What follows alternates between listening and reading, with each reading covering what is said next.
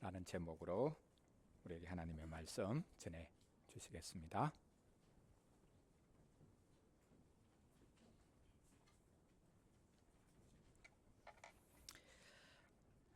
아마 오늘 본문 말씀은 우리가 수없이 읽고 듣고 공부하고 했던 본문일 것입니다.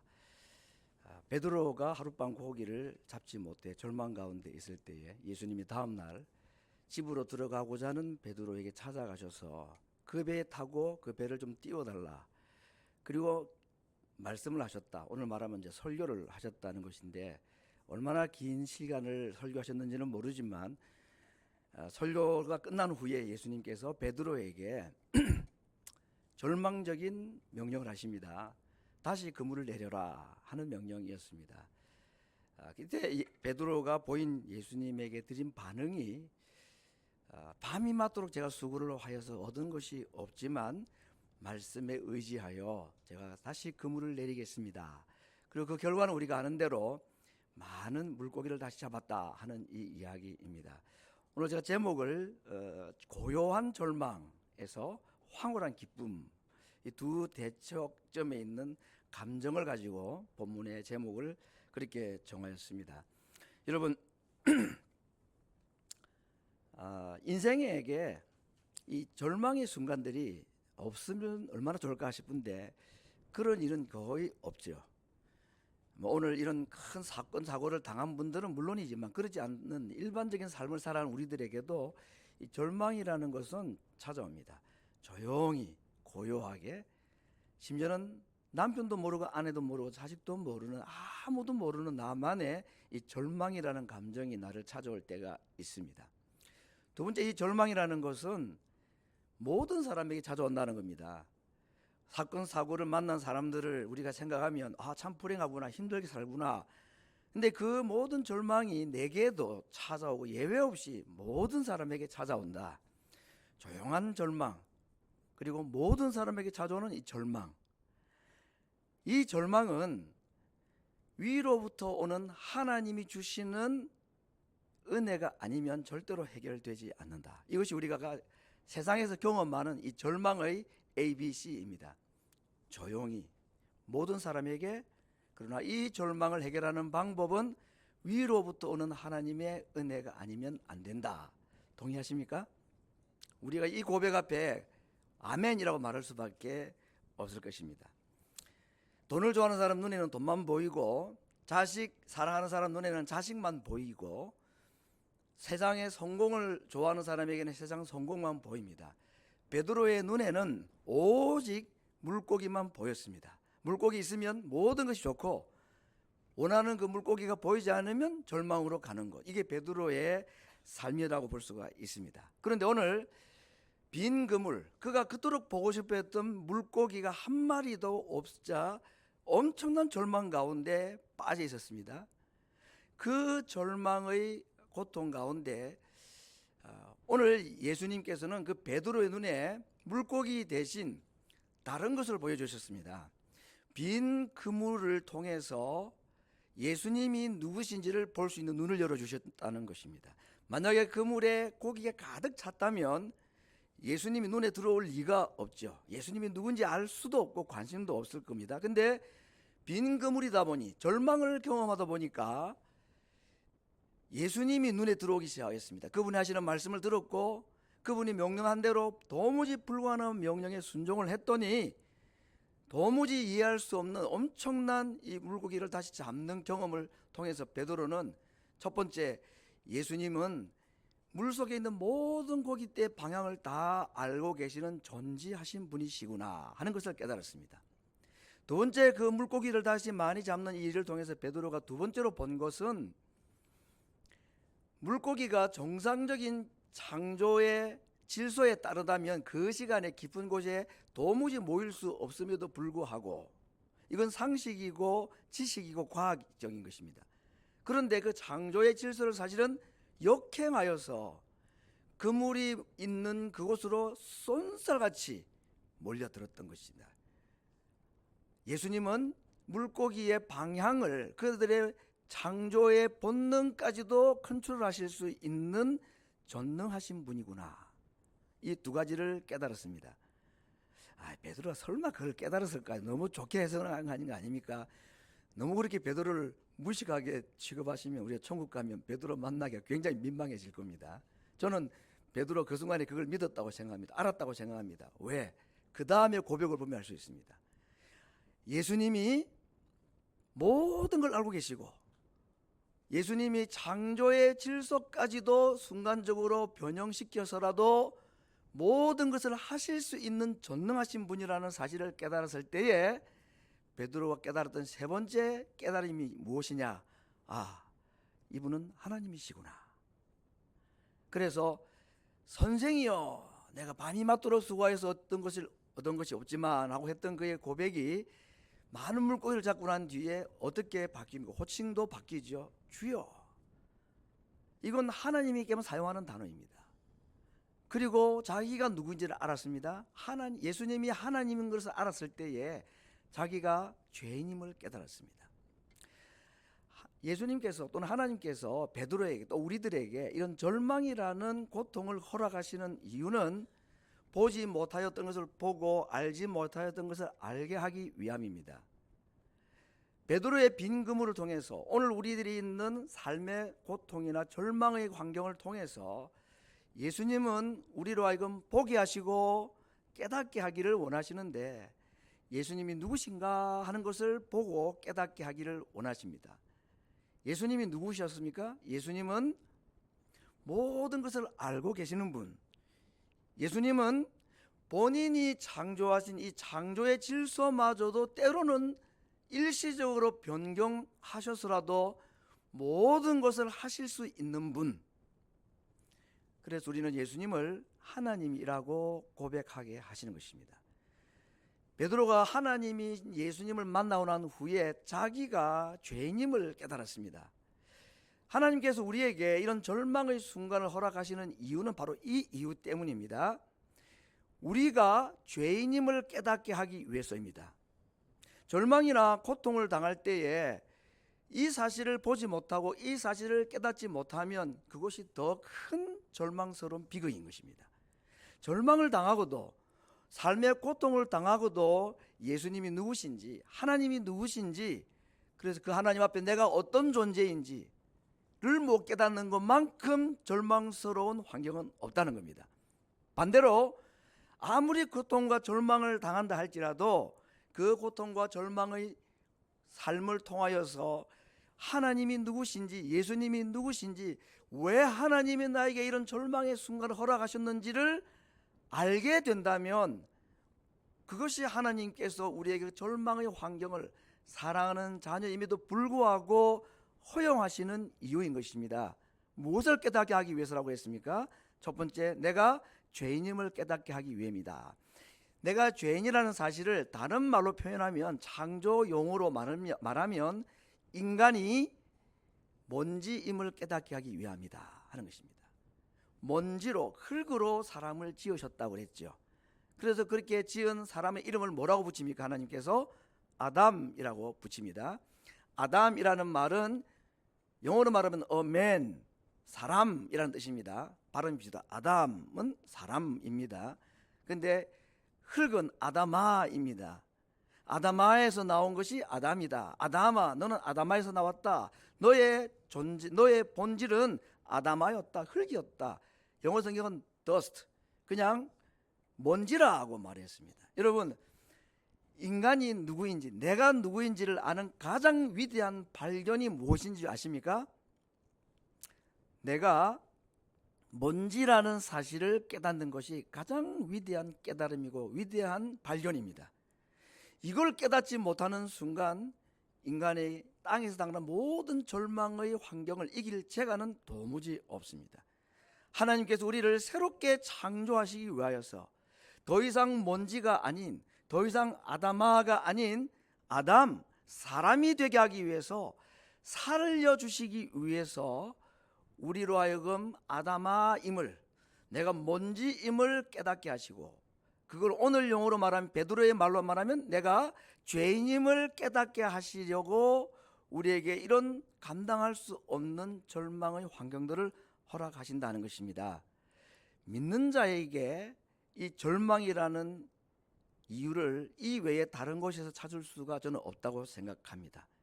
모든 절망이나 고통의 순간에 우리가 알아야 될 것, 내가 누구인지를 바르게 알기 위해서는 하나님이 누구신지를 바로 아셔야 됩니다. 오늘 베드로의 고백을 통해서 하나님은 적어도 나의 모든 것을 알고 계시는 하나님, 바다 물속 그 물고기들의 동향도 다 알고 계시는 하나님, 그러므로 내 마음속 깊은 속에 보이지 아니하는 모든 생각도 다 보고 아시는 하나님, 그리고 자신의 창조의 질서나 본능까지도 변경하셔서라도 모든 것을 하실 수 있는 하나님, 우리가 믿는 예수님 바로 그런 분이시고, 그 예수님을 내가 그렇게 알게 될 때에 비로소 우리가 우리의 본질이 무엇임을, 죄인임을, 창세기 용어로 말하면 먼지임을 알게 됩니다. 그때 일어나는 일이 뭐냐? 새로운 창조가 시작이 되는 것입니다. 먼지로 만드셨어. 나로 하여금 먼지로 고백하게 하셨어. 그래서 다시 그분의 전능하신 손에 의하여, 그리고 그분의 불어넣으시는 성령의 생기를 통하여서 우리를 새로운 아담으로, 새로운 사람으로, 새로운 창조물로 만드시기를 원하신 것입니다. 창조를 위해서 꼭 필요한 것이 파괴였습니다. 베드로를 완전히 낮추시고 먼지와 같이 그를 낮추시고 난 후에 그의 눈에 예수님이 누군지를 보이는 순간 예수님은 그를 다시 새로운 아담으로, 새로운 사람으로 창조하신 것입니다. 우리는 베드로의 이 순종으로 말미암아 많은 물고기가 잡힌 것에 관심을 많이 가집니다. 여러분도 그렇습니까? 야, 참 그래, 인생 하면 그렇게 역전할 수 있는 거지. 잘하면 이렇게 한순간에 인생이 다 바뀔 수 있는 거지. 하나님 저에게도 이러한 만선의 기적을, 만선의 은혜를 주시옵소서. 나쁘지 않은 기도입니다.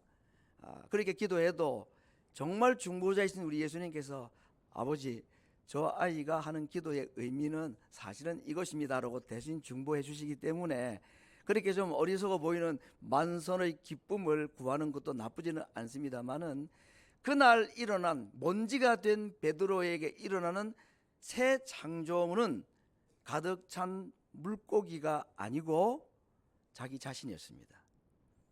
베드로가 바뀌었습니다.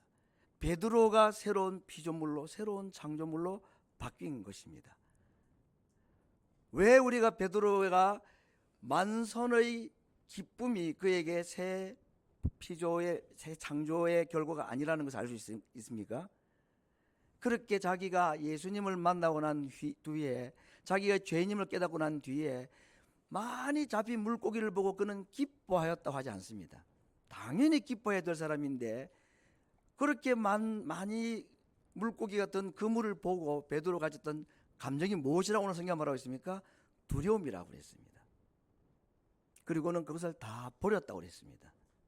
물고기면 모든 것이었던 이 베드로가 잡힌 물고기를 왜 버립니까? 새로운 기쁨을 받기 때문이지요. 물고기를 가득 채우는 이 기쁨보다도 자신이 하나님 앞에서 새로운 피조물로 변화된 기쁨이 이 땅에서 누리는 어떤 영광스러운 기쁨보다도 더 크다는 사실을 그가 깨달았기 때문이었습니다.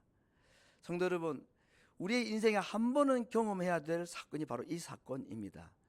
절망과 도무지 일어나기를 원하지 않았던 그 환경 가운데서 하나님을 만나는 겁니다. 예수님이 누군지를 보는 겁니다.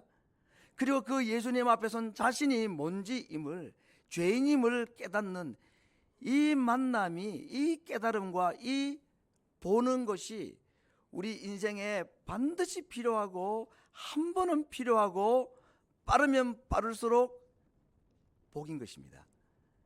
오늘 베드로에게 주신 이 은혜가 바로 그러한 은혜로 찾아온 것입니다. 성도 여러분, 사람들이 절망의 환경을 만나면 주로 어떻게 반응할 것 같습니까? 여러분은 어떻게 반응하셨습니까? 첫 번째, 이 절망의 환경을 자기 스스로 극복해 보려고 애를 쓸 겁니다. 그렇죠? 물론 뭐 그것도 안 하고 포기하는 사람도 있지만 한번 내가 열심히 해봐야 되겠다, 그런 사람이 있을 겁니다. 두 번째는 절망하고 원망. 왜 내게, 하필 왜 내게 이런 일이 나는가. 이번에 제가 제대했던 그 공군부대의 교인들을 만났는데 처음 알았던 사건입니다. 그 여집사님, 이제 권사님이 됐지만 이분이 자기 가정에 일어났던 사건들을 제가 이번에 알았습니다. 뭐 다 설명할 수는 없는데, 그래서 이분이 하나님께 그렇게 기도했대요. 하나님, 저에게 왜 이러십니까? 왜 저에게 이러십니까? 나는 우리 아이 때문에 너무너무 힘들어요. 약간의 지적 장애를 가지고 태어난 아이였습니다. 그 기도하던 중에 하나님의 음성을 들었답니다. 정말로 너 아이 때문에 너가 힘들다고? 사실이 뭔지 아니? 너 때문에 아이가 힘들어. 그 사실을 깨닫고 난 뒤에 회개하고, 그때부터 얼마나 감격과 기쁨, 자기가 누구인지를 본 거죠. 아이가 문제가 아니라 내가 잘못됐다는 사실을 그가 깨닫고 난 후에 그 인생에 완전한 새로운 전환점이 일어났다는 얘기를 들었습니다. 마찬가지입니다. 우리 인생에 이런 절망의 환경을 만날 때 어떤 사람들은요, 내 스스로 해결해 보려고 노력하는 거 가상하고 필요한 일이긴 합니다. 어떤 사람은 원망하고 남 탓만 하는 경우도 있고, 어떤 사람들은 도피를 하죠. 이것도 저것도 귀찮아서. 도피의 최고의 방법은 술입니다. 믿지 않는 사람들에게. 요즘은 술도 모자라가지고 환각제죠. 제가 살고 있는 필라델피아를 한번 들어보셨을 겁니다. 캠든이라는 도시에는 좀비의 거리로 알려져 있는, 이미 한국에서 잘 알려져 있는, 저희 동네에서 30분 거리에 있는 도피하는 사람들의 집단 서식처입니다. 이 중에 가장 위험한 게 뭘까요? 도피? 아니면 원망? 이게 위험한 것처럼 보이죠. 정말 위험한 게 뭔지 아십니까? 내 스스로 이 문제를 해결해 보려는 시도입니다. 아니 그게 맞는 거 아닌가? 그래서 성공하면 사람들에게 칭찬도 받고 좋은 롤 모델도 되고 좌수성가한 사람, 그게 좋은 거 아니냐? 글쎄요. 다행히 정말 예수님 안에서 그 성공이 그렇게 잘 아름답게 빛으로 드러나면 모르겠지만, 그래서 그 일을 통해서 예수님이 드러나면 모르겠지만, 노력해서 안 되면 절망, 노력해서 성공하면 교만, 이렇게 될 가능성이 많기 때문입니다. 앞에 말씀드렸습니다. 우리에게 조용히 찾아오는 절망, 모든 사람에게 오는 절망, 이것을 해결하는 유일한 방법은 위로부터 온다. 모든 좋은 것이 위로부터 빛들의 아버지께로부터 온다 하는 말씀과 같은 것입니다. 내 인생의 문제, 하나님이 아니면, 예수님을 만나는 일이 아니면 절대로 해결되지 않는다는 이 겸손함이 우리에게 필요한 것입니다. 사람, 휴먼은 겸손, 휴밀리티 해야 된다. 인간의 이름 자체가 우리는 겸손할 수밖에 없는 자라는 사실을 우리 이름이 그렇게 말해주고 있습니다. 아담이라는 우리 이름 자체가 우리가 뭔지라는 사실을 알려주는 용어 아닙니까? 우리 인생 가운데서 절망이 없는 사람이 없지만, 그 절망을 내 스스로 이겨내 보려고 했던 노력이 불필요한 것처럼은 말할 수는 없을 줄 몰라도, 그보다 더 빠른 지름길은, 더 확실한 길은 위에 계신 하나님이 아니면 이 인생의 문제는 해결할 수가 없고, 내 인생의 절망스러운 환경보다도 먼저 변화되고 먼저 바뀌어야 될 것이 있다면 나 자신이다 하는 겁니다.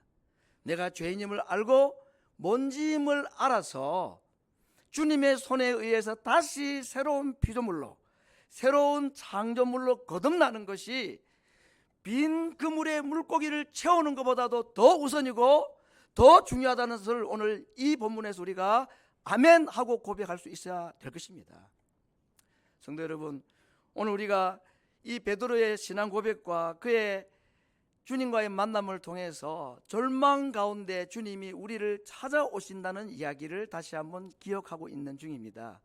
성도 여러분, 절망 가운데 있는 자들, 특별히 하나님의 백성들에게 절대로 주님은 멀리 계시지 않습니다.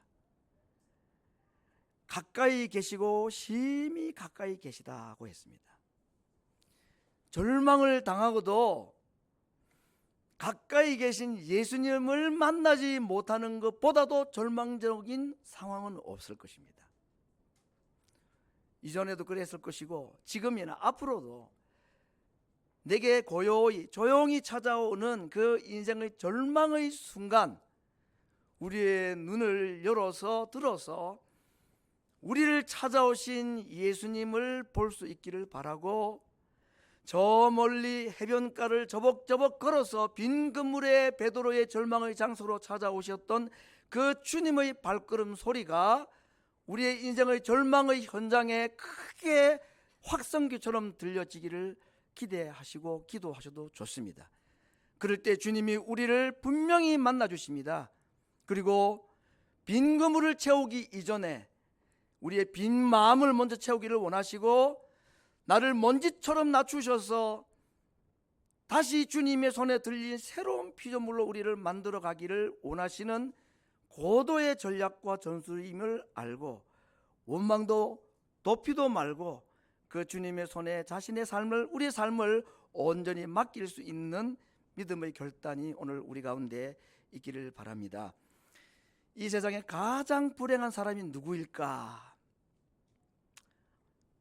화성에 있었던 이번에 공장의 사건, 시청 앞에서 있었던 그 엄청난 사건, 성수대교를 저도 이번에 몇 번을 건너고 따왔지만 여러분이 아시던 삼풍백화점 사건이라든지, 우리 여기 있는 어린 친구들은 잘 모르겠다. 여러분이 탄생하기 전에 일어난 일들이라서, 그죠? 그래도 끔찍한 사건이었습니다. 그런 사람이 불행하다고 말할 수 있습니다. 정말 그렇긴 합니다. 근데 오늘 본문 말씀을 통해서는 이렇게 한번 정의를 하고 싶습니다. 인생에서 가장 불행한 사람, 불쌍한 사람이 누구냐? 절망의 고통을 당하고도 나를 찾아오신 주님을 보지 못하는 것이 가장 불행하고 가장 불쌍한 사람입니다. 반대로 내 인생에 아무리 절망과 고통의 순간이 찾아온다 할지라도 그 일을 통해서 내가 주님이 누구인지를 바르게 보고 그 주님의 밝은 빛 아래에서, 이 안에 태양빛이 들어오면 먼지가 보이듯이 밝은 빛이신 주님이 내 삶을 비출 때에 내 안에 얼마나 더러움이 많으며 내가 먼지투성이라는 사실을 아는 자, 그야말로 그것 때문에 절망하는 것입니다. 절망의 환경 때문에 절망하는 것이 아니고, 내가 하나님 앞에 죄인됨과 먼지와 같이 아무것도 할 수 없는 존재라는 사실 앞에 절망하는 것이 하나님 앞에서 바른 절망인 것이고, 그렇게 절망하는 사람이면 희망이 있습니다. 왜? 그때부터는 주님이 일하실 수 있기 때문인 것입니다. 오늘도 절망의 환경 가운데서 우리를 찾아오시는 그 주님의 음성을 듣고 그분의 발걸음 소리를 들을 수 있는, 오늘 우리가 주님의 몸과 또 피를 대할 때에 떡과 포도주이지만 실제로 예수님의 살로, 실제 예수님의 피로 변화되지는 않는다 할지라도 주님의 피와 주님의 살이 이 음식 위에 그대로 임재하여서 내 손으로 이것을 먹고 내 목으로 삼킬 때에 나를 찾아오신 주님, 절망 가운데서 내 인생을 새롭게 창조하기 위해 오신 그 주님을 내가 만나고, 그 주님을 내 마음속에 다시 한번 영접하고, 그리고 그 주님이 내 안에 생명과 양식이 되어주시고 생명의 주가 되어주시기를 간절히 소원하는 마음으로 오늘도 떡과 잔으로 찾아오시는 그 예수님을 만나고 영접하는 복된 시간이 되기를 간절히 바랍니다. 기도하겠습니다. 주님, 오늘도 절망의 빈 건물 앞에 있는 인생들, 남을 원망하고 환경을 탓하고 팔자 탓을 하고 있는 사람이 있는가 하면, 자기가 문제를 해결해 보려고 발부동을 쳐보는 사람이 있는가 하면, 이것도 저것도 아닌 도피로 가는 사람들이 있지만 그 이유가 우리가 먼지임을 알게 하시기 위한 창조주 하나님의 섭리라는 사실을 이 시간 저희들이 인정하고 고백하는 무리들이 이 시간에 머리를 숙였습니다. 오늘 주님께서 우리에게 그렇게 찾아오시는 믿음 고백하는 시간 되게 하시고, 주님이 누구신지 내가 어떤 존재인지를 깊이 깨달아 오늘 이 시간 떡과 잔을 대함으로 말미암아 나를 찾아오신 그 주님으로 말미암는 새로운 창조의 역사, 새로운 피조물의 역사가 일어날 수 있도록 하여 주옵소서. 예수님의 이름으로 기도드리옵나이다. 아멘.